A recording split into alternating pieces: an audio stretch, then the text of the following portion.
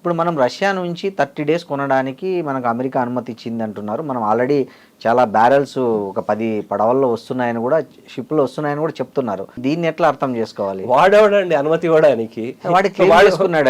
వాడు ఎలా ఉంటుందంటే వాడి క్రెడిట్ అలాగే ఉంటుంది వాడి. రేపు పొద్దున ఇజ్రాయెల్ వాళ్ళు మనకి కమెన్ కొట్టింది ఇజ్రాయెల్ వాళ్ళు కాదు, మేమే కొట్టాము, ఇజ్రాయెల్ వాళ్ళు ఏం చేయలేదు అంటాడు. సో వాడి వాల్యూ మనం ఇవ్వకూడదు. యాక్చువల్లీ ట్రంప్ ఒకసారి ఏమన్నాడు, ఇది డెడ్ ఎకానమీ అన్నాడు. మరి వరల్డ్స్ లో ఫాస్టెస్ట్ ఎకానమీ ఏది ఉంది? మళ్ళీ అంటాడు మై ఫ్రెండ్ నరేంద్ర మోదీ అంటాడు. సో అందు గురించి వాటికి అంత వాల్యూ ఇవ్వక్కర్లేదు. ఇక్కడ అపోజిషన్ వాళ్ళు ఎవరైనా సరే కమెంట్స్ చేస్తున్నా సరే దాని మీద పెద్ద అసలు మనం పట్టించుకోక్కర్లేదు. బీబీసీ లాంటి వార్తా ఏజెన్సీలు కూడా రాశాయి, అమెరికా 30 రోజులు సడలించింది ఆంక్షలని. అంటే భారతదేశానికి సార్వభౌమత్వం లేదా, ఆ సావర్జినిటీ లేదా? అంటే మోడీ అంత బలహీనమైన ప్రధాని ఈ దేశంలో?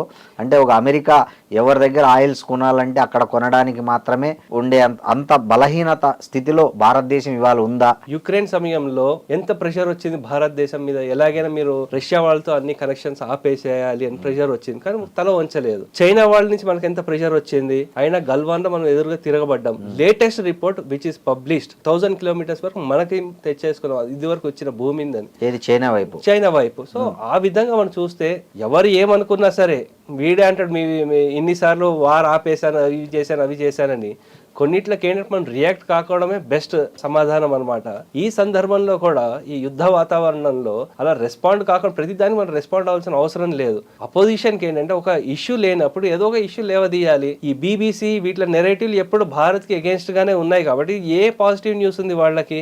నెగిటివ్ న్యూస్ని ఎక్కువ జనాలు చూస్తూ ఉంటారు. ఏదైనా మంచి జరిగింది అని పేపర్ హెడ్లైన్లు వేస్తే లేదు, అక్కడ ఇక్కడ ఇలా క్రైమ్ రేట్ ఇలా జరిగింది, ఇంకేమో జరిగింది, ఇవి చూపిస్తేనే ఎక్కువ వస్తుంది. కాబట్టి వాడికి ఆ రీడబిలిటీ పెంచుకోవడానికి వాడు చేస్తున్నాడు.